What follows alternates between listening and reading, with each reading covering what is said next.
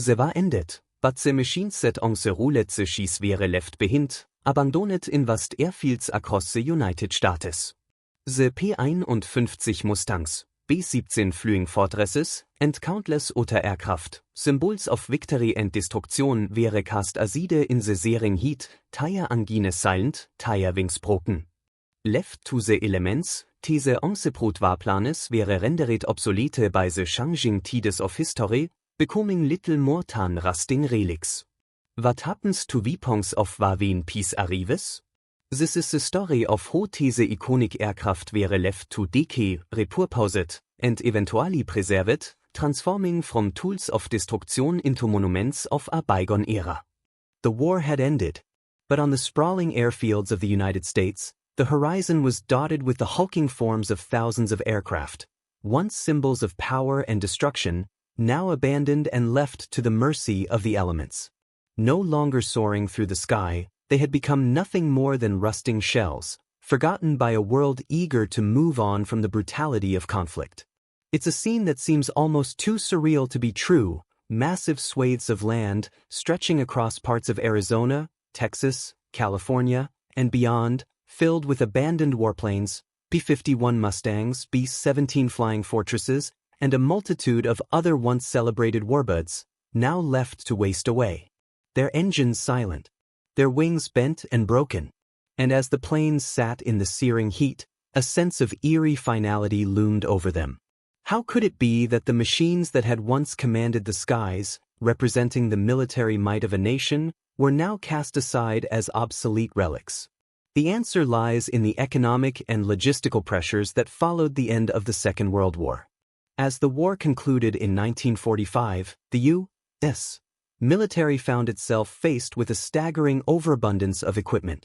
In a matter of years, it had gone from being in the throes of constant wartime production to confronting a peace dividend that brought with it difficult questions. What do you do with a vast arsenal of weapons, aircraft, and machinery that are no longer needed? The number was staggering. By the end of the war, the United States had built over 300,000 aircraft, an unprecedented production effort fueled by the demands of global conflict. But now, with victory secured, the U.S. was left with thousands of warplanes that served no purpose in the peacetime landscape. The initial response was one of uncertainty. The sheer scale of the surplus was too much for the U.S. military to manage all at once. Instead of acting swiftly, they were left to face the decision of what to do with planes that no longer had a role to play in the New World Order. In many ways, the fate of these aircraft mirrored the broader post-war economic struggle. The wartime economy had been built on the principle of total mobilization, where every factory, every worker, every resource had been channeled toward war. With the war's end, that machinery had to be dismantled. The U.S.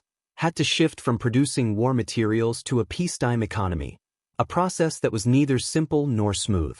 For the planes, that meant either disposal or storage in increasingly remote and neglected airfields. The U.S.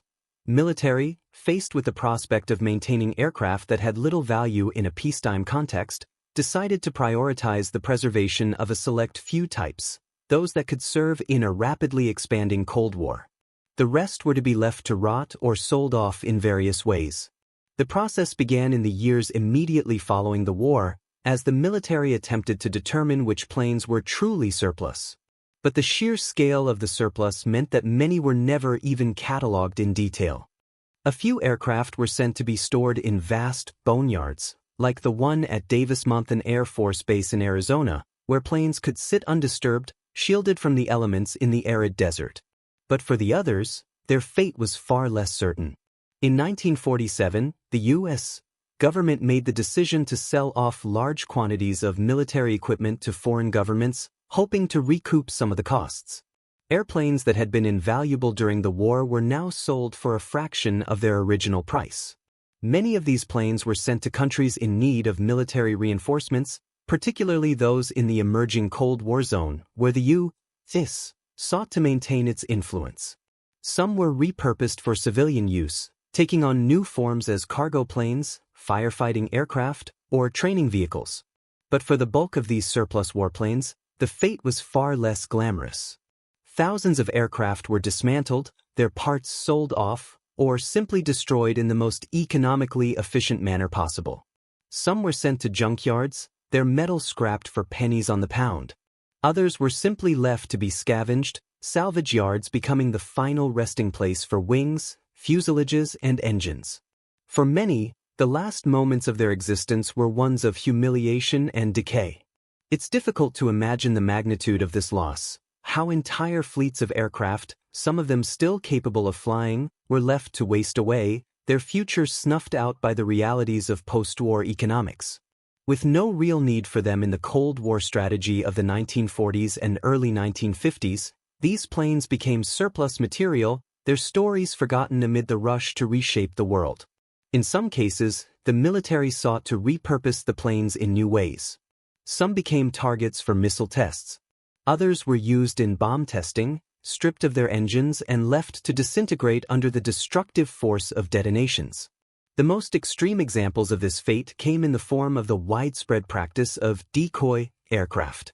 In an effort to mislead enemy intelligence and conserve military resources, many planes were painted in military colors and left on airfields, where they appeared to be fully operational but were, in fact, little more than elaborate decoys.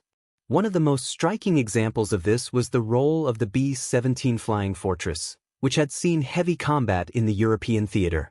Now, at the close of the war, many of these once prized bombers were placed in storage, where they were sold off in large quantities to foreign governments or stripped for parts. Others found a quieter end, left to decay on remote airfields in the desert. Still, not all these planes were fated for destruction or decay. Some were kept in a state of limbo, tucked away in the massive, secretive storage facilities of the military's boneyards. The term boneyard became synonymous with forgotten history, an eerie collection of planes that, in their rusting stillness, stood as a testament to a world that had moved on from the needs they once fulfilled. But the process was not without its challenges. As military budgets tightened, economic pressure mounted. The maintenance and preservation of surplus aircraft began to seem like an impractical expense. The boneyards became a temporary solution, but with growing urgency, the U.S. Air Force was forced to confront the question of how long they could afford to store these planes, and if it was even worth the effort. Meanwhile, new technologies and aircraft designs began to take precedence. The post-war years saw rapid advancements in aviation, driven by the Cold War and the need for newer, more sophisticated aircraft. This shift made the once advanced warplanes of the Second World War seem increasingly irrelevant. The jet age was upon the world, and the warplanes that had been cutting edge only a few years earlier were suddenly obsolete. The crux of the issue was clear. These planes had no place in a future defined by supersonic bombers, missiles, and jets.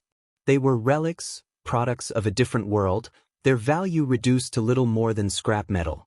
The fate of these planes seemed inevitable, and yet it wasn't just the military that was responsible for their disposal. In the decades that followed, the remnants of these abandoned aircraft would be picked over by collectors, salvagers, and aviation enthusiasts, many of whom sought to preserve the last remnants of a bygone era.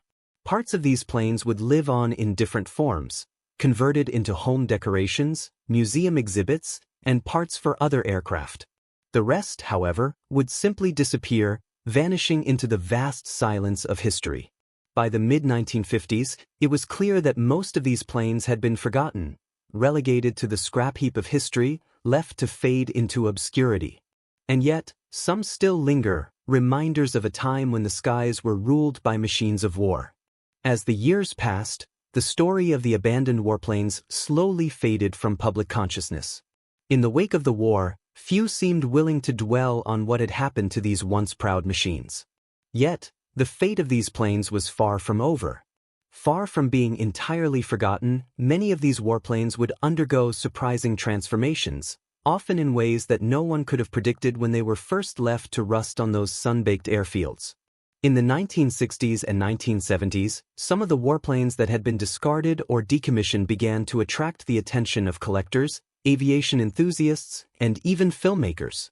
The economic realities of the post-war era had forced the military to downsize, but for some, these old warplanes were relics of a time when the world was different, a time when the skies were dominated by the roaring engines of powerful machines. As such, many found new life in private collections, museums, and film sets. The process of saving these aircraft often involved painstaking work. Some planes were carefully restored to their original condition, while others were repurposed for different purposes. The popularity of vintage aircraft in aviation museums exploded in the decades following the war, with institutions dedicated to preserving the legacy of World War II's aircraft. The Smithsonian National Air and Space Museum, for example, became a key player in preserving and showcasing these planes, ensuring that future generations could still witness the impressive scale and ingenuity of wartime aviation. For many collectors, the warplanes represented more than just historical artifacts. They symbolized a time when human engineering had reached its peak, and the aircraft that had once been the instruments of destruction now stood as monuments to the progress that had been achieved during the war. Restoring these machines required not only financial resources but also technical expertise. The process was often slow and costly, but for those with the means and the passion, the results were worth it. Some planes that were found in the desert boneyards in the 1950s and 1960s were refurbished and put back into service as civilian aircraft. Although these planes had once been designed for battle, their sturdy construction and impressive flight capabilities made them ideal for a number of civilian uses. Cargo transport was a particularly popular repurposing, with planes like the B-17 Flying Fortress being converted into freighters. While these conversions were often far from glamorous, they offered a new lease on life for machines that would have otherwise been lost. Others found their new purpose in the burgeoning field of firefighting. Aircraft like the C-54 Skymaster and C-46 Commando were converted into water bombers, used to fight forest fires across the western United States. Although these planes had originally been built for war, their robust designs made them well-suited for the demands of fire suppression. The juxtaposition of these warplanes now being used for the preservation of life, rather than its destruction, served as a poignant reminder of how the machinery of conflict could be repurposed for the common good. However, not all these planes were so fortunate. As the decades wore on, many more were left to decay, buried beneath years of neglect.